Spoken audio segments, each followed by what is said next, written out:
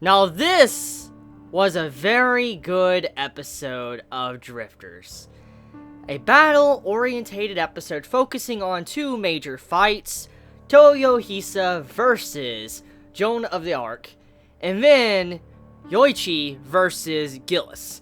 So, this episode, if you've been craving action, you definitely got it with this episode. And I have to say, this is probably the best, so far I personally would say, battle-orientated episode we have gotten because of the characters and what they were fighting for, but also some of the meaning behind these characters. So Toyohisa versus Joan of the Arc.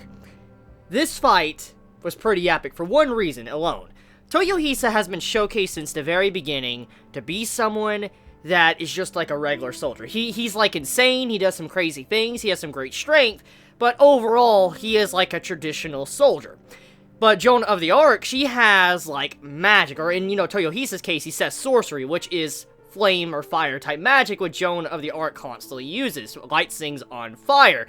And if you know about Joan of the Arc, which I talked about many episodes ago, about her backstory, she was someone that used to be a good person, someone that used to help her people out, go to war for her people, just do all sorts of good things for her people, but then eventually her people turned against her, called her a witch, put her at the stake, and burnt her alive. And that is why she has resentment for everybody, and also why she's able to use fire type abilities, was because right before she died, she actually, she got saved by someone. She got saved, and she also managed to be able to use her abilities, like the flames, to be able to take down people that's in her path, which we get to see in this episode. So, we get a little bit of backstory. We get to see exactly what type of emotions Joan of the Arc was feeling, and how that eventually led to where she resented all of humanity and what they did to her, her people, and everything. Joan of the Arc was disgusted with everything that she stood for and what everybody stood for. She was upset with what happened to her, which eventually led her to be a part of the ends. So we got that flashback to see exactly how that led into it.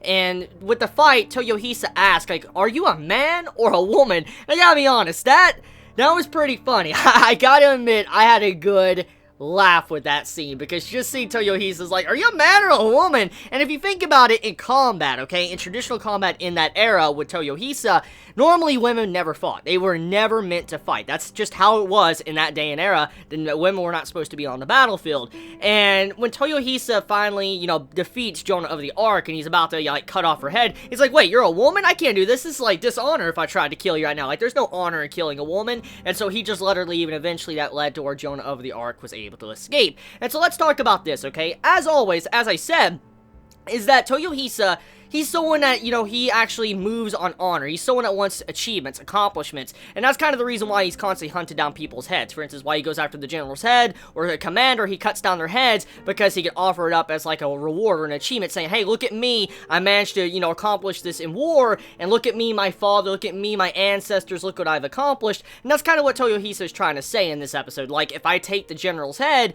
I'm able to carry on and just look at my father and smile. But if I am to take this woman's head, my father, my ancestors will look at me with disrespect, thinking I'm a shitty human being. So Toyohisa decided to let her go. So overall, Toyohisa's moral code is still there, and he's not completely an evil person, which I've stated that many times. He's someone that is not necessarily good, but he's not necessarily evil. He's in that line. He's like morally gray, and we get to see how some of his battle traits throughout his life, what he was raised upon, like, don't really take down a woman like that because there's no honor in it. We get to see how he displays that in this fight.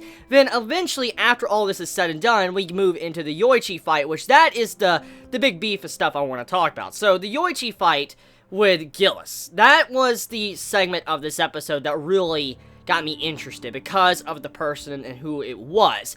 Gillis, if you don't know who this person is, I'm about to kind of give a little bit of a backstory to this character and kind of give you a little info so you can understand what was going on with this character and why he just acted like he did.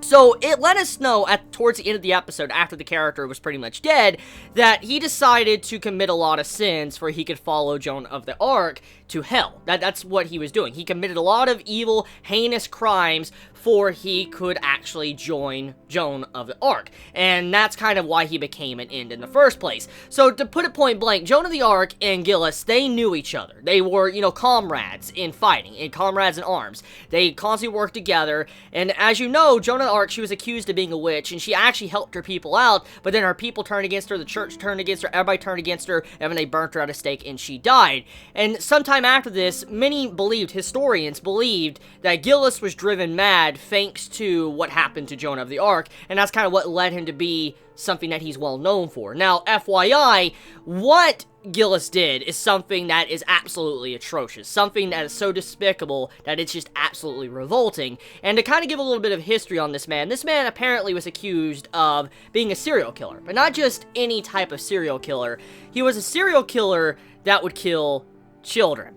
And if you think about it, something this dark, it's to be expected. I mean, when a writer of the series decides to put in a possible Jesus as the main villain of the series, and also add Hitler to the foundation of this oppressive empire, it makes sense he would add something like this. Someone that is just that despicable, that supposedly committed many heinous acts and, violated children and killed them. It makes sense that the writer would do something like this. Many might say it's tasteless, but at the same time, it's very realistic, just bringing in characters like this that are on the villain side. I mean, it makes sense. I mean, they've already added in some of these characters that have been, corrupted into a twisted, and adding someone like this does make sense, but I know many, if you know about the history of Gillis, or if you just now found out about it, you're probably gonna look at this like, holy shit, that's very tasteless to add something like that, but personally, it adds a little bit more immersion to the series. And we gotta remember, a lot of people in history, they're not, good guys. There's not. I mean, even Toyohisa and Nobunaga, they're not necessarily good guys at all. They have their own despicable past they have done. I mean, Nobunaga, he was called the Demon King for a reason.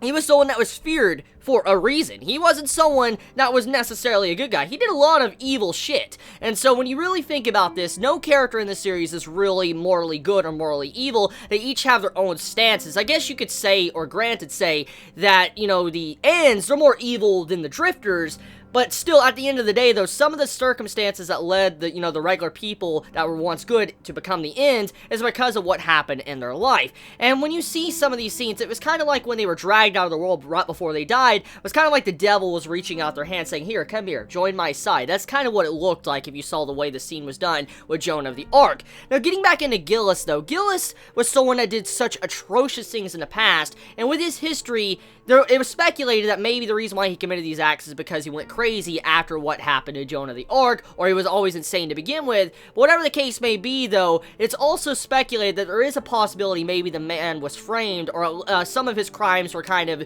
just expressed differently than what it was, and the man actually may have been innocent in some ways, but there's really no way to tell at this time since it's such a long time ago. Whatever the case may be, though, Gillis was someone that was, said to have killed like 60 to 200 different people in the past, and he did so many despicable things, which it makes sense why he would be a part of the Ends, and why, we see him in this series. So yeah, I mean, how many of you felt about that? How do you feel about the character now that I told you kind of a little bit about the history? I'm not well versed in Gillis, but stuff like, history and stuff with these iconic characters in the past and all that, it's fascinating. I love history, I love finding out certain things about the past, even some of the heinous shit. I mean, still, it's interesting to see kind of, how history is of our world, and just seeing something like that, I'm very curious how many of you that are anime onlys, or even manga readers that were unaware of this, how do you feel about this character that did such evil shit in the past and how he was here right now fighting Yoichi? Now, speaking of, the fight, though, this man's will to continuously stand up, it was rather impressive, because you gotta remember, the reason why he kept moving forward was because he wanted to follow Joan of the Arc. That was kind of his entire motive in this episode. He did what he did, he committed crimes, regardless if history is inaccurate or whatever, but in this episode, it's stated with the history that we know of, is that he committed a lot of evil deeds because he wanted to be with Joan of Arc in hell. And so, with him staying alive, it's like he was using willpower to force him to stay up, trying to follow her to the very depths of hell. And when he states, I'll be the first one to go, is I'll be waiting for you to join me. And so that right there, you gotta how that was done, that dynamic between these two characters, and how he stood up and continued to fight like that, and then he finally was taken down thanks to a machine gun. By the way, Nobunaga, that man is going to be really freaking happy, because that man, when he saw that big machine gun, how he loves guns, he's fascinated by guns. He was talking about guns in this episode, how, guns can change the entire way the world is ruled.